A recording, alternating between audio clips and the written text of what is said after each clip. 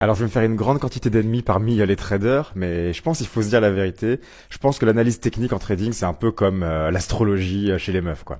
Tu regardes des figures, tu cherches des signes, et au final, bah, tu vois surtout que ce que tu as envie de voir, en fait. Très sincèrement, tous les indicateurs sont basés sur le price action, donc juste sur l'évolution du prix. N'importe quel indicateur va prendre le passé et va te mettre en retard.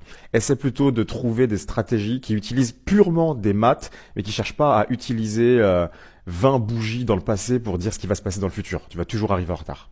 Ok. Alors, c'est le grand débat.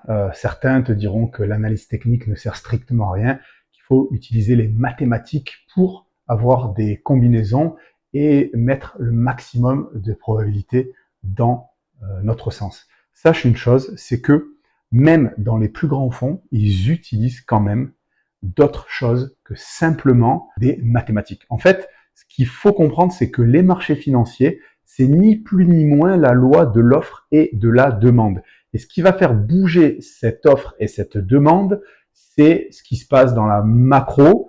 Et nous, on va pouvoir le voir à travers le jeu des volumes. Alors évidemment, il va te falloir un peu plus d'outils que simplement l'action du prix ou des indicateurs. Il faut des outils qui te permettent de voir à l'instant T les ordres agressifs et les ordres passifs et avoir une bonne compréhension de tout cela.